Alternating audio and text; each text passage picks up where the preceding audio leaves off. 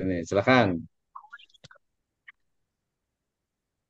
Untuk moderatornya Pak Sunandi, Pak Sunandi, halo. Siap, Ustaz, siap. Oke, saya Baik, serahkan ke Pak Sunandi. baik. Bismillahirrahmanirrahim. Assalamualaikum warahmatullahi wabarakatuh. Waalaikumsalam Waalaikumsalam warahmatullahi warahmatullahi wabarakatuh. wabarakatuh.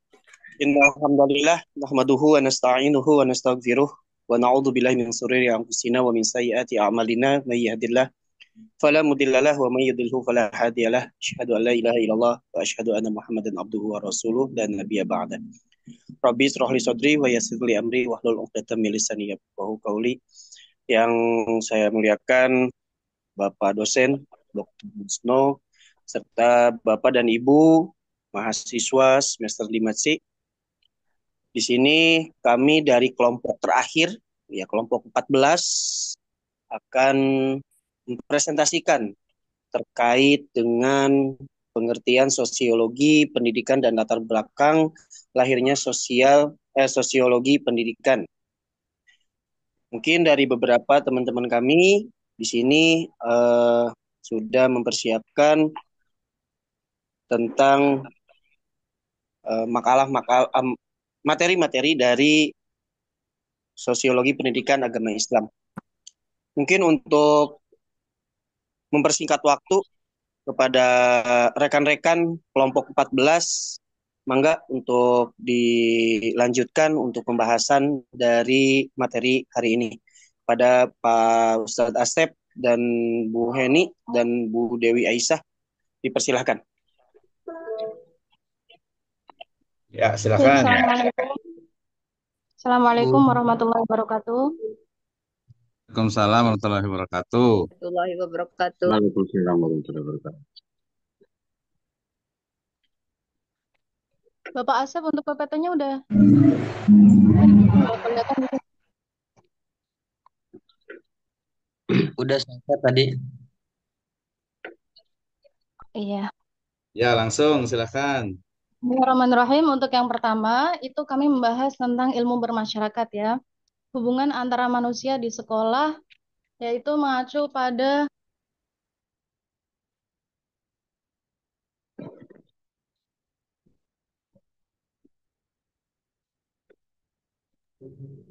Iya, sinyalnya bagus gak?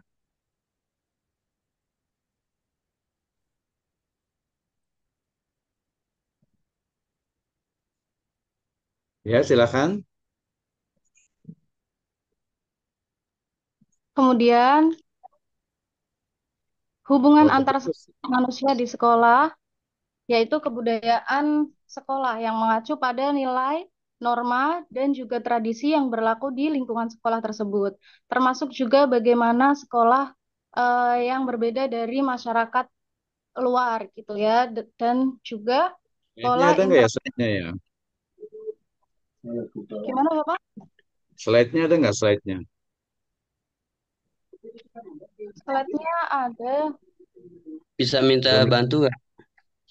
belum besar Ada ya? di, belum Ada di bisa grup di ya?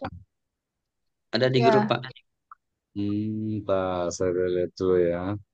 Ini agak beda soalnya. Oke, lanjut.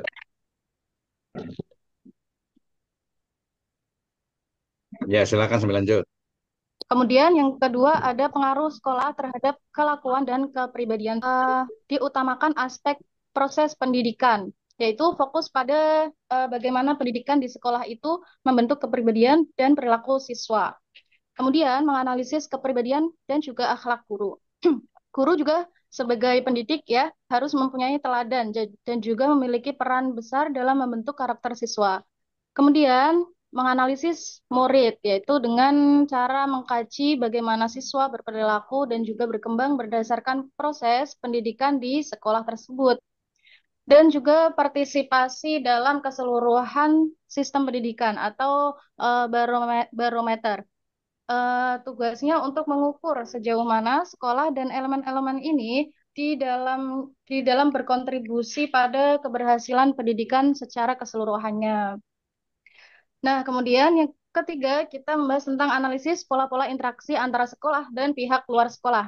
Yang pertama dengan pengaruh masyarakat dengan organisasi sekolah, yaitu masyarakat dengan apa ya? Masyarakat mempengaruhi kebijakan dan budaya organisasi dari sekolah tersebut.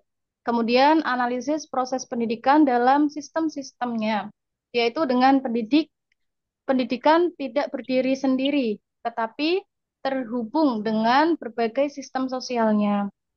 Dan juga hubungan antara sekolah dan masyarakat itu berpengaruh dengan interaksinya antara sekolah dan masyarakat, yang mana menciptakan hubungan timbal balik dalam proses pembelajaran. Kemudian ada faktor demografi dan ekologi. Faktor demografi dan ekologi ini faktor kependudukan dan juga lingkungan hidup yang mempengaruhi dinamika pendidikan, seperti kebutuhan pendidikan di daerah padat penduduk ataupun di daerah pedesaan. Begitu. Slide berikutnya dengan Pak Asep ya. Terima kasih Bapak. Ya, terima kasih. Lanjut, silakan. Assalamualaikum. Waalaikumsalam. Waalaikumsalam. Mohon maaf baru gabung agak jauh nih rumahnya jadi pulangnya. Siap, lanjut, Pak Ali. Terima kasih Pak Dokter. Baik, Silakan saya Pak lanjut Asep, lanjut. untuk tujuan ya. Ntar ini dulu, lihat makalahnya dulu.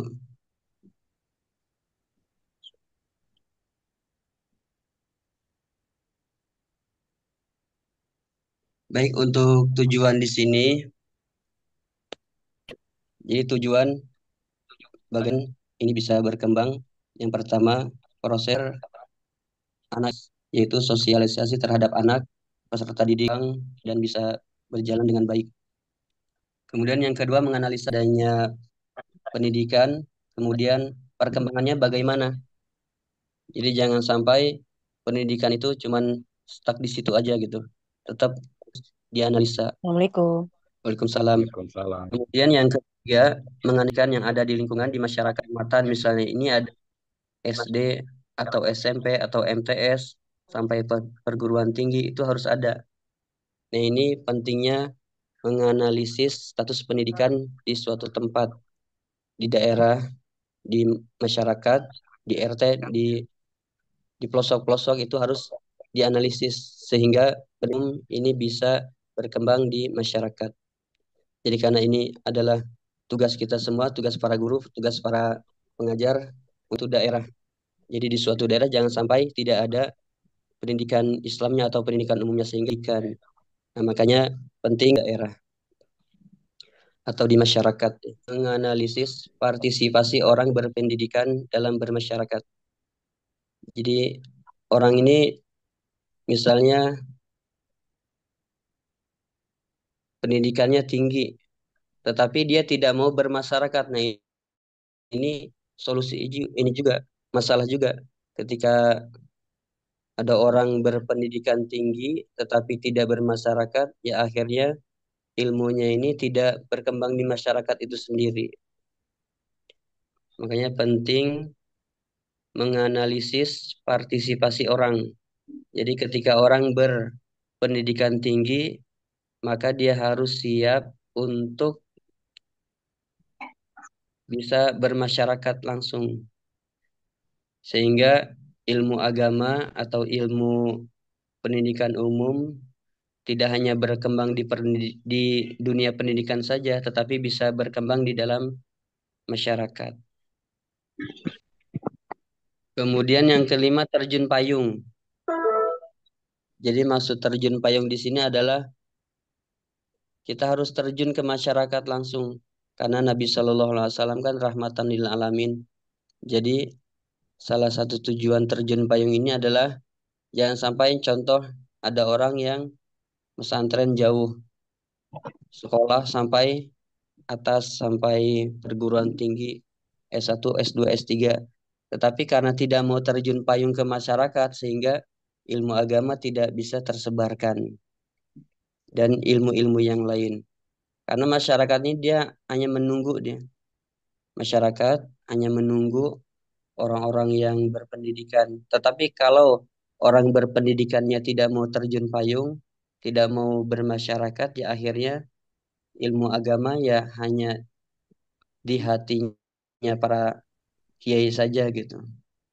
Jadi para ustadz, para guru itu harus ada meluangkan waktu untuk terjun payung ke masyarakat, untuk hadir duduk bermusyawarah dengan tokoh-tokoh masyarakat yang mereka notabene mungkin istilahnya kalau kesepuhan sekarang itu SD aja banyak yang gak lulus gitu. Nah, ini penting terjun payung. Kemudian yang keenam, hubungan erat antara dan masyarakat itu harus ada hubungan erat. Karena kenapa? Karena sekolah itu biasanya yang sekitar kita dulu. Jadi kayak obat nyamuk. Jadi obat nyamuk itu kan dari luar dulu kan. Tapi kalau bermasyarakat itu dari dalam dulu. Dari keluarga dulu, kemudian menyebar-menyebar sehingga sekolahnya itu bisa terkenal gitu. Kayak Sirojul Falah itu dulunya yang sekolah di situ hanya keluarga saja, dari lingkup kecil saja. Jadi yang di sekolah di MTS-nya, di aliyahnya itu dulunya hanya keluarga-keluarga kita-kita aja gitu. Akhirnya karena makin menyebar ya seperti obat nyamuk. Awalnya kecil-kecil, kemudian akhirnya besar. Nah, ini karena ada hubungan erat antara sekolah dengan masyarakat. Jadi sedikit cerita, jadi kakak-kakak saya tuh ya, bahkan saya pun alumni situ gitu. Sirojul Falah di MTS-nya, turun-temurun. Dari kakak, kemudian saya juga ya warga-warga tetangga-tetangga banyak yang sekolah di situ karena ada hubungan erat antara sekolah dan masyarakat. Kemudian mengukur alat kemajuan nomor 7. Jadi untuk menunjang menunjang keberlangsungan pendidikan harus ada alat kemajuannya nih apa nih. Nah, sekarang mungkin zaman modern udah pakai sistem digital, pakai sistem ini, sistem itu. Yang mana alat-alat ini tujuannya untuk memajukan hubungan antara sekolah dan masyarakat. Kemudian berikutnya dasar penentuan tujuan. Jadi tujuannya untuk apa? Tujuannya untuk memajukan pendidikan Islam misalnya. Nah, maka dasar-dasarnya harus mengetahui dasar-dasar pokok-pokoknya. Kemudian yang kesembilan ilmu penyerapan. Jadi ilmu penyerapan ini bagaimana contoh sholat, ibadah-ibadah supaya bisa diserap oleh murid itu caranya seperti apa, contohnya seperti apa dengan praktek.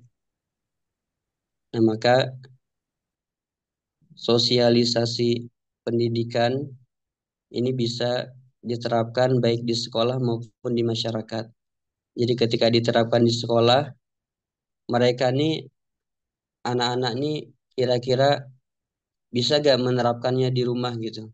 Karena banyak anak sekolah ketika praktek sholat contohnya.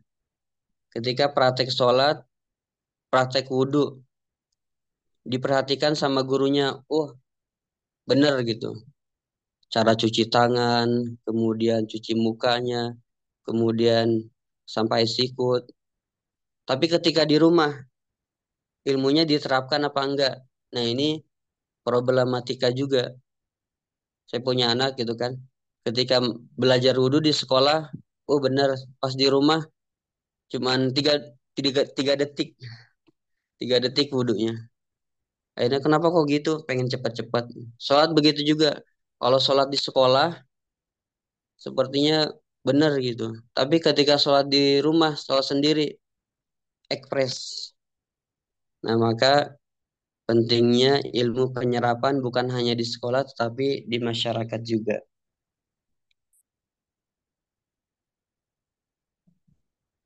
Lanjut. Lanjut sampai selesai. Lanjut. Lanjut. Jadi ada di slide 8 nih. Mungkin bisa dibuka masing-masing ya. Di slide 8 ini ada 3 komponen dalam pendidikan Islam. Yang pertama tujuannya harus jelas menurut tuntunan-tuntunannya. Kemudian metode juga harus jelas walaupun berbagai macam metode, tetapi ambil metode yang paling mudah dalam melaksanakannya. Kemudian konsepsi Al-Quran harus sesuai dengan Al-Quran dan As-Sunnah, kemudian fikih-fikihnya. Jadi 3 komponen ini harus ada dalam pendidikan Islam. Jadi tujuannya harus jelas, kemudian metode yang diambil, metode apa. Kalau misalnya metode baca Al-Quran di Indonesia ini ada ratusan, ya kita ambil yang mempunyai sanadnya yang jelas misalnya. Kemudian konsepsi Al-Quran. Jadi di dalam mengamalkan setiap kurikulum itu ada di sisipan Al-Quran. Ini di slide 8. Di slide berikutnya, Bu Heni Suhaini sudah masuk belum? Sudah, Pak. Bisa dilanjut, Bu? Ya, lanjut silakan. Baik, Pak. Bismillahirrahmanirrahim. Pokok-pokok inti: 1. Iman dan takwa. 2. Ilmu dan zikir. 3. Amal dan sampaikan. Penutup kesimpulan, arti, latar belakang, ruang, lingkup, tujuan, saran penting. Semuanya udah, ringkesan, Bu. udah terakhir ya, Pak? Ringkesan semua. Hah? Iya, itu ringkesan semua harus diterangkan secara otak nalar, Bu. Oh gitu. Kira saya cuma dibacain doang. Masya Allah. Ya, nggak apa-apa, baca dulu Ada aja. Nanti dibacakan sambil dijelaskan. Nggak apa-apa, silakan. Sambil dibaca, sambil dijelaskan, kan tahu. Baik, bentar. Tadi yang slide 8 ya? Ya, betul.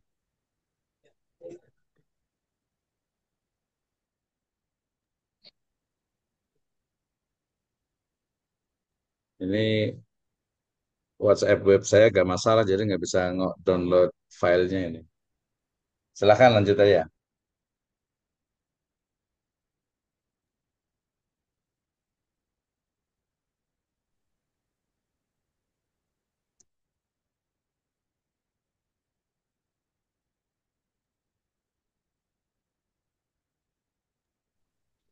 Oke, lanjut sama saya aja ya.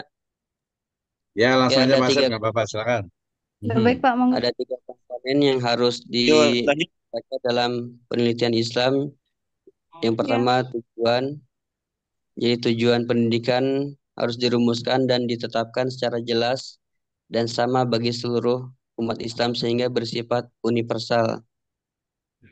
Metode pendidikan Islam yang diciptakan harus efektif dalam proses pencapaian tujuan pendidikan itu sendiri. Yang ketiga, konsepsi Al-Quran tentang ilmu pengetahuan tidak membeda-bedakan antara ilmu pengetahuan agama dan ilmu umum. Kedua ilmu tersebut tidak dapat dipisahkan karena ilmu pengetahuan merupakan manifestasi dari ilmu pengetahuan yang satu, yaitu ilmu pengetahuan Allah yang tercantum dalam Al-Quran. Tujuan pendidikan Islam berhubungan erat dengan agama Islam itu sendiri, lengkap dengan akidah, syariat, dan sistem kehidupannya.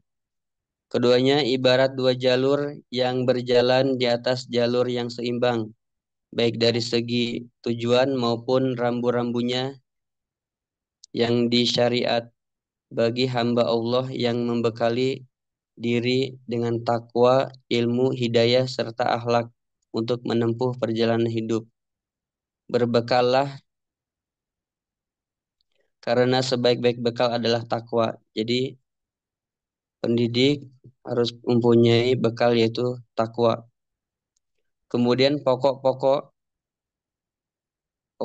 dalam Islam yang pertama, agama Islam menyuruh manusia agar beriman dan bertakwa. Pendidikan Islam berupaya menanamkan ketakwaan itu dan mengembangkan agar bertambah terus sejalan dengan pertambahan ilmu. Maka bertakwalah kamu kepada Allah menurut kesanggupanmu. Quran Surat At-Taghabun ayat 16. Dan bertawakal kepada Allah. Allah mengajarmu. Surat Al-Baqarah 282. Yang kedua, agama Islam menekankan pentingnya ilmu pengetahuan dan menyuruh manusia agar berpikir tentang kerajaan Allah, sedangkan pendidikan Islam dibangun di atas ilmu dan pengetahuan.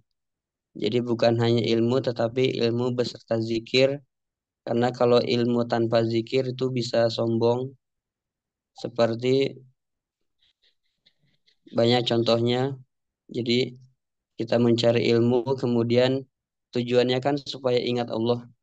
Jadi kalau misalnya punya ilmu kemudian sombong, yaitu seperti iblis gitu. Kemudian yang ketiga, agama Islam menetapkan amal soleh, bahwa iman selalu diwujudkan dengan amal. Hampir semua ayat yang menyebut orang yang beriman selalu diikuti dengan amal soleh. Dalam pendidikan Islam menekankan pentingnya belajar dengan jalan berbuat, bukan sekedar menghafal teori dan pengetahuan yang tidak membimbing. Jadi diamalkan kemudian disampaikan. Karena kalau misalnya dipelajari kemudian tidak diamalkan, ya akhirnya nanti setelah apa yang dipelajari akhirnya lupa. Begitu juga ilmu ketika tidak disampaikan akhirnya banyak yang lupa juga. Jadi mengajar itu salah satu teori untuk mengulang-ulang ilmu agama.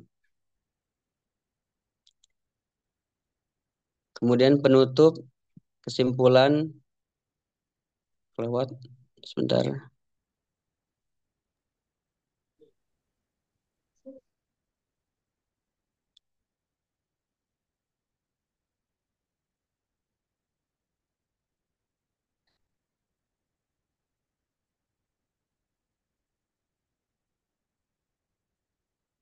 Kesimpulan sosiologi pendidikan Islam adalah ilmu yang berusaha untuk mengetahui cara-cara mengendalikan proses pendidikan untuk mengembangkan kepribadian individu agar lebih baik sesuai dengan individu yang lain, sesuai dengan kaidah-kaidah Islam yang akan mempengaruhi individu tersebut dalam mendapat serta mengordinasikan pengalamannya.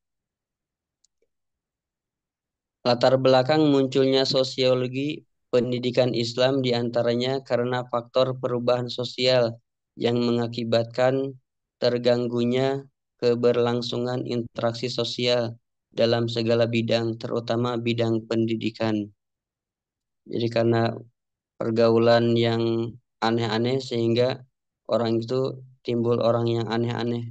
Maka pentingnya ilmu pendidikan, sosiologi pendidikan Islam, supaya yang aneh-aneh itu jangan terlalu aneh gitu.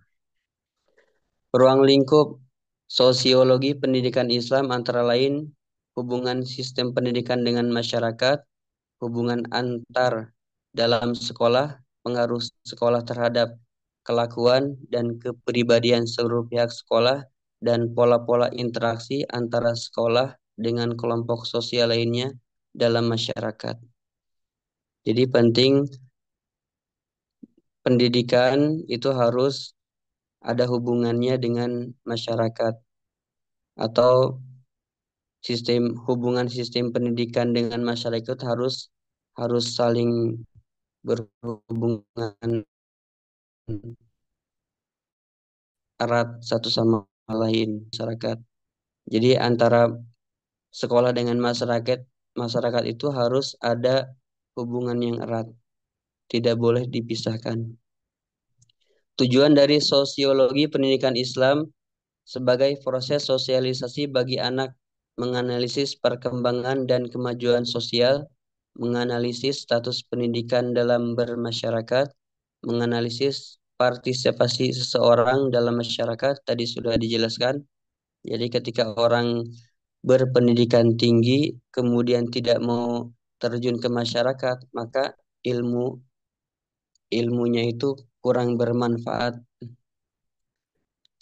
Menganalisis kedudukan pendidikan dalam masyarakat dan sebagai jembatan analisis antar sekolah maupun masyarakat.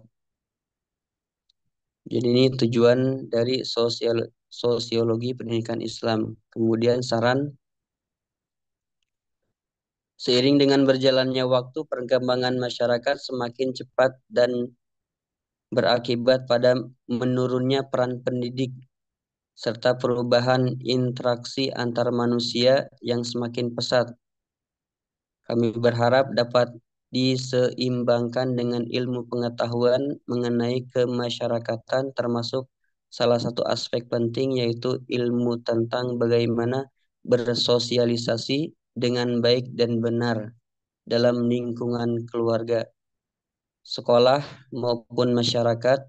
Semoga apa yang kami tulis dapat memberikan manfaat bagi siapapun yang membacanya. Amin. Mungkin ini yang bisa kami sampaikan. Kami kembalikan ke moderator, Bapak Sunandi. Ya, Baik, silakan Pak Moderator, mana nih? baik. Terima kasih Ustaz Asep dan Ustazah Henny dan Ustazah Dewi Aisyah yang sudah memberikan materi terkait dengan sosiologi pendidikan. Mungkin dari Bapak dan Ibu atau Pak Dosen mau ditambah, mangga Bapak dan Ibu atau yang mau ditanyakan, silahkan.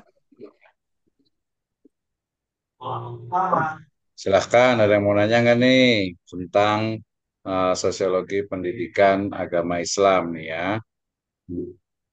Sebentar Pak dosen, ada yang tadi masalah faktor demografi dan ekologi. Mungkin silakan dicari di ini KAI, demografi dan ekologi. Soalnya lumayan gitu, nggak terkopi gitu. Iya, oke, nggak apa-apa ya.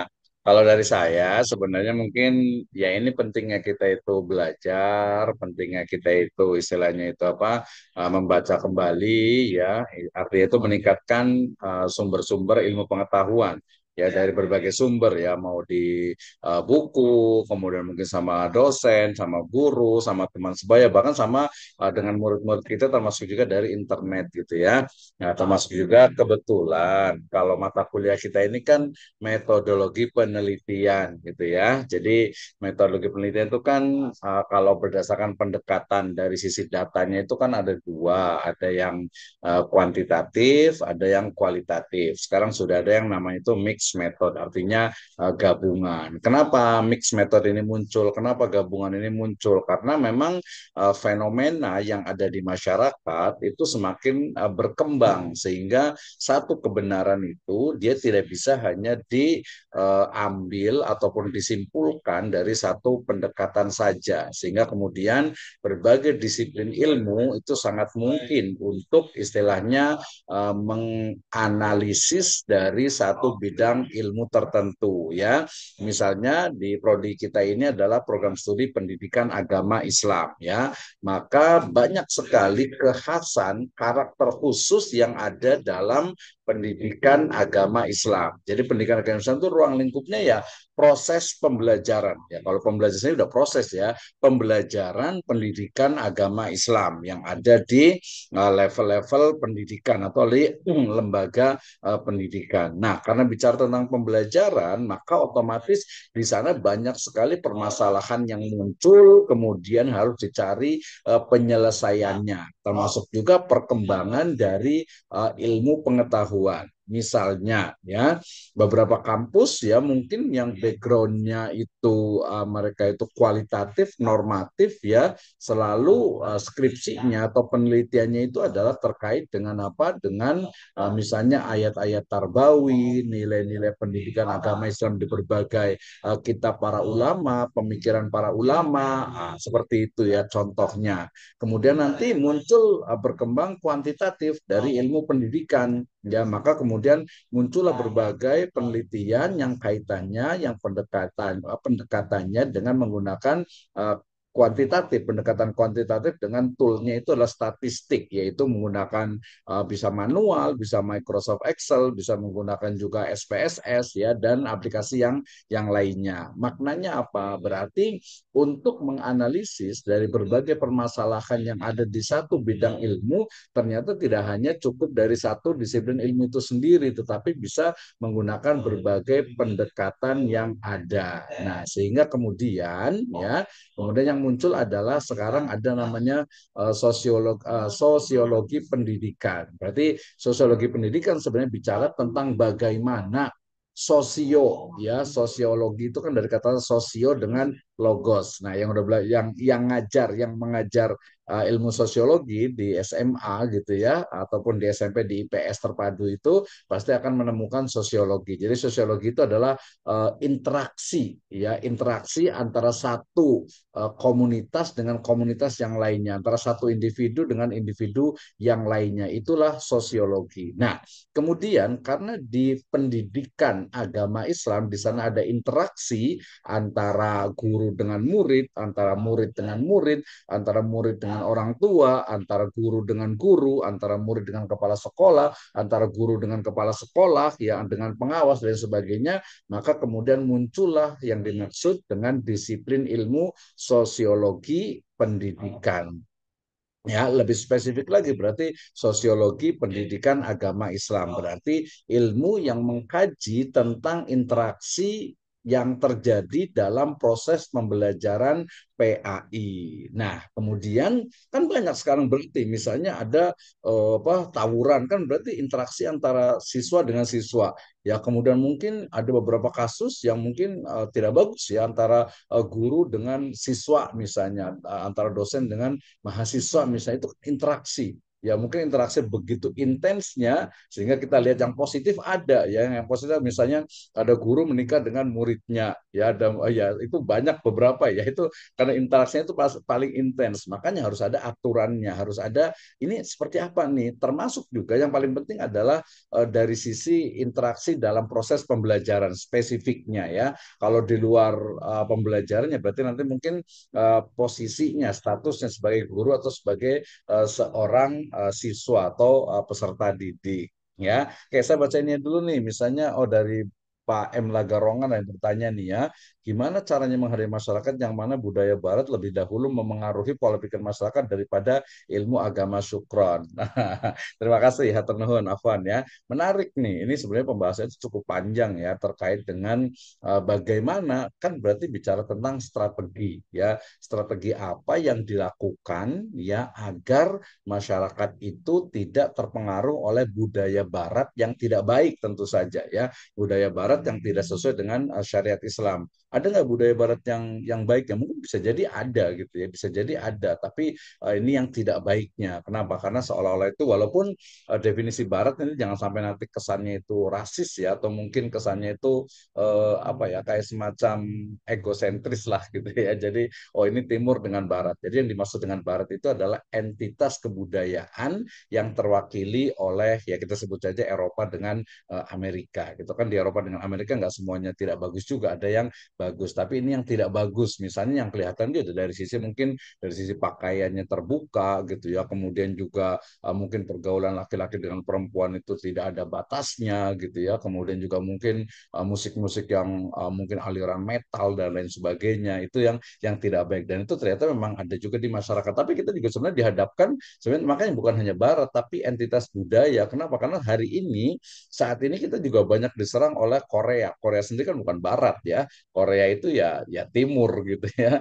Cina juga timur, Jepang juga timur gitu ya. Sehingga kemudian lebih tepatnya pertanyaan ini bukan hanya barat, bukan hanya timur, tapi bicara tentang bagaimana ya strategi melindungi, menjaga, melestarikan, mendidik, mengembangkan masyarakat Muslim kita ini agar tidak terpengaruh oleh budaya Barat, budaya Timur, budaya di luar Islam yang tidak Islami, yang tidak baik. Nah, ini tentu saja banyak sekali dan ini tugas dari para siapa? Ya, tugas kita semuanya. Kama qala Allah Azza wa Jalla, a'udzubillahi minasyaitonirrajim, kuntum khaira ummatin ukhrijat linnas ta'muruna bil ma'ruf wa tanhauna 'anil munkar wa tu'minuna billah. Gitu ya. Atau mungkin boleh juga kita lihat di surat Al-Jumu'ah misalnya.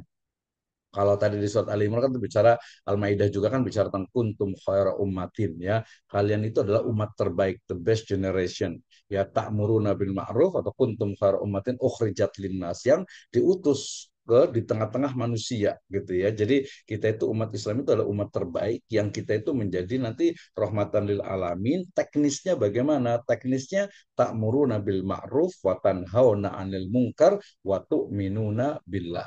Berarti ada di situ unsur amar ma'ruf nahi mungkar. Amar ma'ruf jelas ya, pasti ya. Ini salah satunya kan kuliah itu kan kita juga mengajak kepada kebaikan. Dan tadi kalau tadi Ustaz Asep mengatakan kita turun ke lapangan, ya betul ya, itu memang harus gitu, baik turun secara fisikal ya ataupun juga secara virtual. Misalnya kita buat online, kita bisa buat kegiatan-kegiatan yang memang itu bisa menyentuh masyarakat. Ya sekarang itu kan ada istilah namanya itu cyber people ya atau cyber community. Ya cyber community itu adalah atau cyber people itu adalah di mana masyarakat itu bukan hanya berada pada ranah fisik ya, tetapi mereka juga sudah melanglang buana di ranah ataupun di space digital gitu ya. Nah, sehingga kalau kita ini di live kan misalnya ini tidak saya live kan gitu ya. Kalau kita live kan sejatinya kita sudah masuk ke dalam komunitas digital yang semua orang tuh bisa melihat gitu ya. Nah, berarti kemudian tadi kalau saya baca juga lagi dalam surat Al-Jumu'ah, kebetulan sekarang juga hari Jumu'ah Al-Mubarakah ya, Allah Subhanahu wa taala berfirman, A'udzubillahi minasyaitonirrajim, Bismillahirrahmanirrahim. Walladzi ba'asa fil ummiyina rasulan minhum yatlu alaihim ayatihi wa yuzakkihim wa yu'allimuhumul kitaba wal hikmah. Jadi ada tiga ya minimal mulai dari tilawah, kemudian juga tazkiyah, kemudian taklim ya antara tiga itu tiga T lah ya, jadi tilawah, tazkiyah, taklim. Artinya di situ juga ada proses untuk bagaimana agar pembentukan dari bukan hanya individu muslim tapi masyarakat muslim itu diwujudkan. Jadi apa jawabannya itu banyak. Jawabannya itu mulai dari kalau secara teknis berarti dakwah.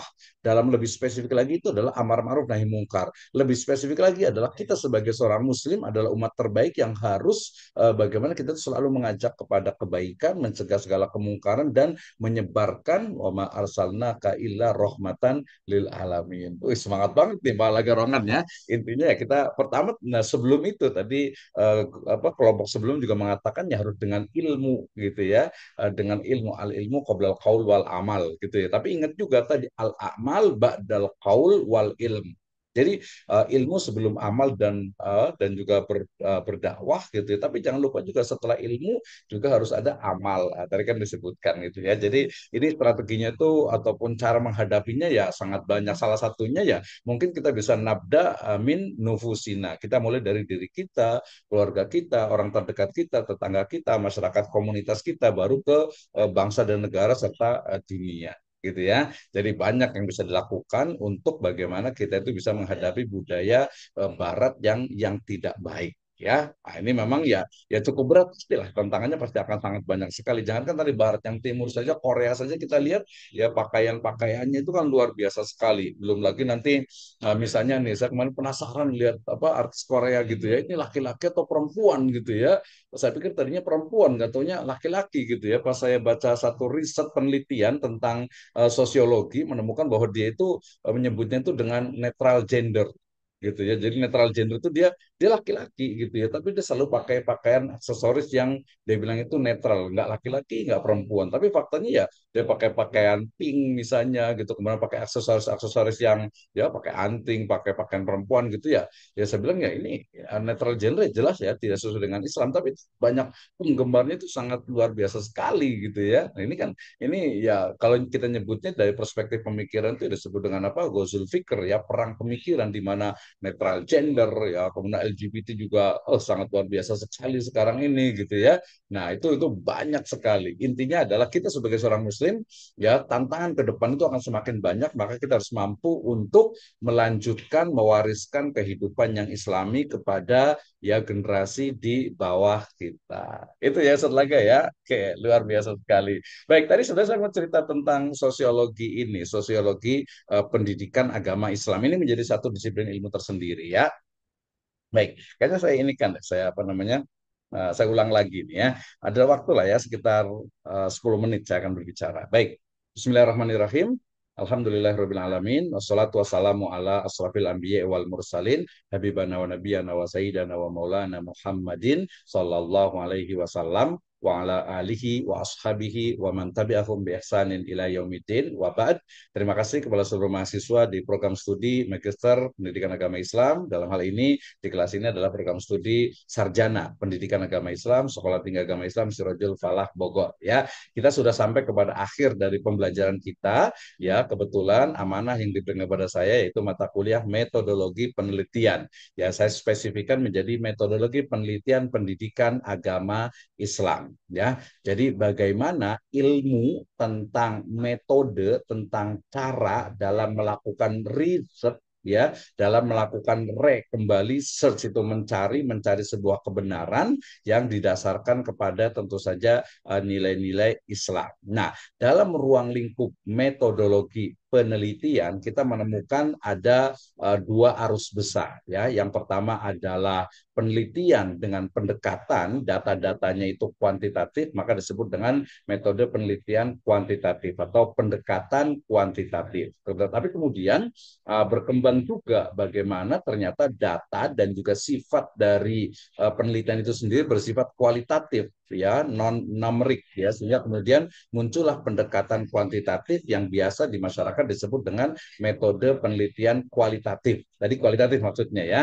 Jadi kuantitatif itu adalah adanya angka dengan statistik, sementara kualitatif itu adalah non angka tanpa angka dengan menganalisis dari makna, kemudian simbol, kemudian teks, kemudian fenomena yang ada di masyarakat yang tidak dikuantifikasi. Nah, dua pendekatan ini kemudian juga melebur menjadi satu, ya, ada menggunakan istilahnya itu explanatory, ada menggunakan exploratory yang menjadi istilahnya adalah mixed method, yaitu menggabungkan antara kuantitatif dengan kualitatif. Ada juga yang menyebutnya dengan istilah kuantilatif. Nah, kenapa ini terjadi? Kenapa berbagai pendekatan itu dilakukan? Bahkan sekarang misalnya Prof. Amin Abdullah dari UIN Sunan Kalijaga menyebutnya disebutnya itu dengan apa? Integrasi keilmuan ya, bahwa misalnya Islamic Studies ya bisa juga masuk ke dalam pendidikan agama Islam. Pada masa lalu Islamic Studies itu selalu menggunakan pendekatan-pendekatan yang sifatnya itu normatif.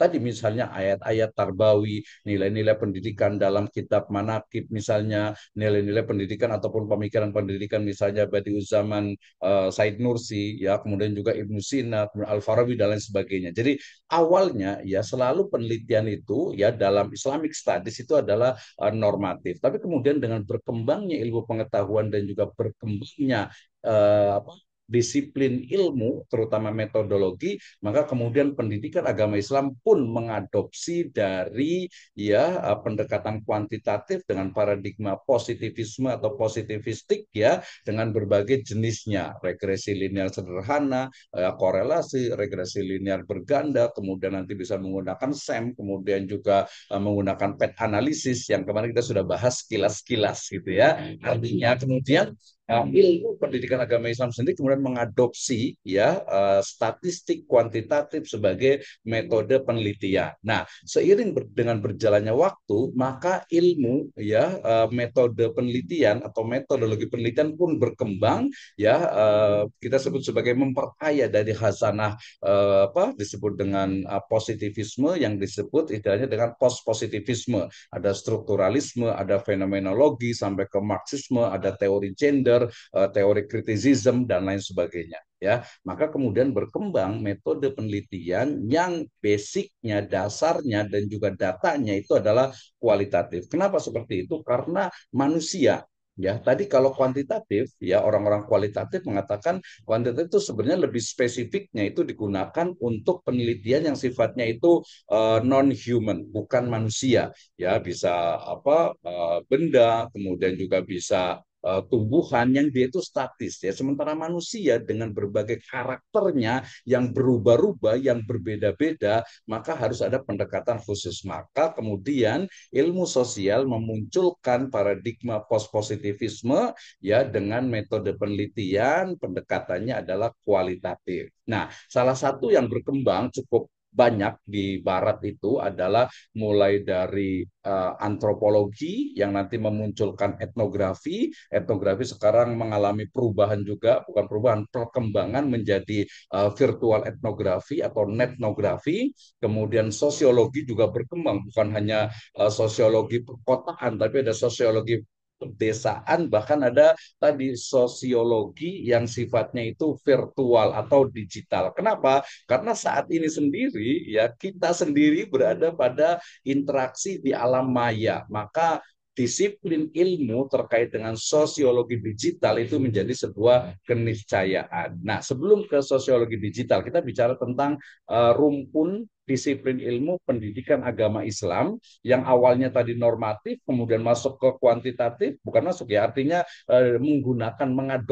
mengadopsi ilmu kuantitatif ya, atau lebih tepatnya pendekatan kuantitatif. Kemudian sekarang pun ilmu pendidikan agama Islam mengadopsi ya metode penelitian dari ilmu-ilmu sosial. Salah satunya adalah sosiologi pendidikan agama Islam. Nanti ada antropologi pendidikan agama Islam. Nanti ada etnografi pendidikan agama Islam, fenomenologi pendidikan agama Islam, sampai kepada netnografi pendidikan agama Islam. Why? Kenapa? Ya limadha? Karena sekarang pendidikan itu juga bukan hanya fisik ya, tetapi kita juga di dunia maya. Saya lihat di sini ada Pak Ibu Sabria, ada Pak Ahmad Zudaifa, ada Ibu Heni, ada Pak Ustadz Nasihuddin. Ya, ini kan kita di ruang digital. Nah, di ruang digital sendiri interaksinya itu kelihatan. Ya, itu akan memunculkan disiplin-disiplin ilmu baru lagi. Itu nanti ke digital ke depannya. Oke, saya kembali kepada rumpun ilmu atau disiplin ilmu pendidikan agama Islam yang juga mengadopsi dari ilmu sosiologi yang kemudian menggunakan istilah sosiologi pendidikan agama Islam. Nah, karena ruang lingkupnya atau disiplin ilmunya itu adalah sosiologi pendidikan agama Islam, maka kemudian metode penelitian yang digunakan juga adalah dari disiplin ilmu sosiologi. Tadi saya sebutkan ilmu sosiologi itu adalah ilmu yang mengkaji tentang interaksi ya antara satu individu dengan individu lain, antara satu komunitas lain, jamaah dengan jamaah lain, ya masyarakat yang satu dengan masyarakat yang lainnya. Berarti dalam ranah pendidikan agama Islam, sosiologi pendidikan agama Islam itu adalah ya interaksi antara siswa dengan siswa, guru dengan guru, siswa dengan murid, siswa dengan murid juga ya, siswa dengan guru, kemudian guru dengan kepala sekolah, siswa dengan kepala sekolah, bahkan ini juga dengan masyarakat yang ada di sekitarnya. Itulah sosiologi pendidikan agama Islam. Nah, karena ingin mengkaji, kenapa sih misalnya sekarang itu anak-anak kok bicaranya itu kadang suka apa ya kasar gitu ya, kata-kata yang tidak baik. Kenapa itu muncul? Oh, itu karena salah satunya adalah karena hasil interaksi antara dia dengan temannya, tapi bukan teman yang fisik, tapi dia teman digital. Kita lihat misalnya di game online misalnya ya, bagaimana interaksi antara pemain game online yang rata-rata itu adalah anak-anak gitu ya, mereka dengan bahasa-bahasa yang menurut saya ya jelas tidak Islami gitu ya, bertentangan dengan syariat. Maka itu dikaji kenapa muncul itu. Itu adalah sosiologi pendidikan agama Islam dan itu berkembang. Nanti masuk juga sebenarnya ke kemarin ada teman di NTT itu dia dikaji di magister pendidikan agama Islam mengkaji tentang interaksi misalnya kaitan dengan moderasi. Moderasi itu kan bagian juga dari interaksi antara kita umat Islam dengan umat yang lainnya, ya. Nah, kayak gimana nih? Berarti ya pendidikan agama Islam menjawab moderasi beragama misalnya gitu ya. Nah, itu umat Islamnya. Kemudian kalau umat non muslimnya sendiri ya, sebenarnya mereka siswa-siswa non muslim itu kayak gimana sih interaksinya dengan siswa muslim ya. Maka penelitiannya mungkin tidak bisa jadi kita membuat penelitian di Bali misalnya gitu ya. Ini tanpa merendahkan atau tanpa istilah itu mencari kesalahan apapun juga istilahnya itu apa mendiskreditkan dari agama dan kepercayaan orang lain tidak, karena kita murni penelitian. Nanti kalau masuk ke ranah istilahnya benar tidak itu masuknya ke normatif gitu ya. Misalnya saya mau buat penelitian tentang seperti apa sih sebenarnya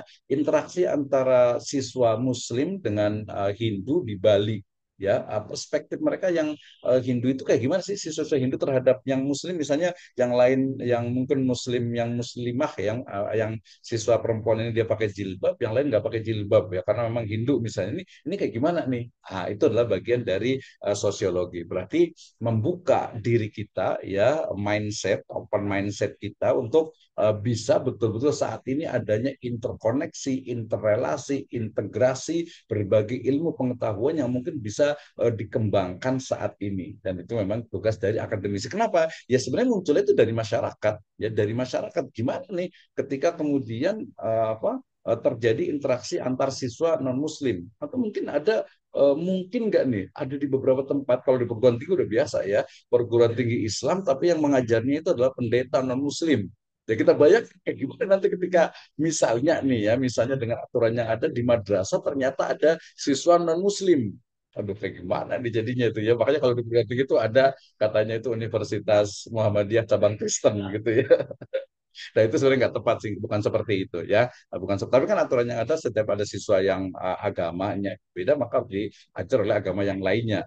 Sama juga ya di sekolah muslim juga ada guru PAI misalnya. Nah interaksinya itu seperti apa? Itulah yang digali. Tujuannya adalah tentu saja. Kenapa tujuan dari sosiologi pendidikan agama Islam ini adalah akan terjadinya atau terwujudnya interaksi yang baik, ya komunikasi yang baik. Nanti kalau komunikasi masuk juga ke dalam ilmu komunikasi. Makanya ada mata kuliah komunikasi dalam pendidikan agama Islam atau komunikasi pendidikan agama Islam. Dalam pembelajaran itu ada proses komunikasi, ada proses interaksi, sosiologinya. Seperti itu ya. Artinya terakhir dari saya sebagai closing remark di mata kuliah ini bahwa ya kita ini alhamdulillah kita bisa diberikan hidayah serta inayah, bisa belajar, kita bisa kuliah di Sekolah Tinggi Agama Islam Sirajul Falah ini, maka kita belajar lagi ya, kita baca buku lagi, kita mungkin bisa lihat di YouTube, kita lihat di berbagai sosial media, ilmunya bisa berguru juga ya, bisa ke berbagai teman-teman sebaya. Saya juga sangat belajar nih di kelas yang 5C ini, menurut saya sangat luar biasa sih. Saya sangat banyak belajar sekali. Jadi intinya tadi kita banyak lebih membuka diri kita, banyak sekali ilmu yang belum kita ketahui, dan ilmu itu terus berkembang sehingga bisa jadi ke depan itu akan muncul disiplin-disiplin ilmu yang misalnya dulu nggak ada tuh pendidikan anak usia dini. Sekarang sudah ada jurusannya, sudah ada prodinya dari mulai S1, S2 gitu ya. S3 pun ada konsentrasi dari pendidikan anak usia dini gitu ya. Di ilmu-ilmu sains itu juga banyak sekali ya. Ilmu kedokteran misalnya sudah ada, dulu kan sudah ada dokter khusus, dokter gigi sudah ada. Nanti ke depan ada dokter gigi atas, ada dokter gigi bawah, ada dokter gigi susu gitu ya. Itu sudah, ilmu itu akan terus berkembang sehingga pendidikan agama Islam yang kesannya itu kecil itu akan menjadi sangat luas sekali. Apalagi kita punya 4 mata pelajaran yang itu tentu akan terus berkembang. Nah, demikian in wajadtum sawaban fahuwa minallahi azza wa jalla, in wajadtum khata'an fahuwa minni. Kita tutup dengan hamdalah dan doa kafatul majelis. Alhamdulillahirabbil alamin. Subhanakallahumma bihamdika asyhadu an la ilaha illa anta Allah bihamdika asyhadu an la ilaha illa anta astaghfiruka wa atubu ilaik. warahmatullahi wabarakatuh.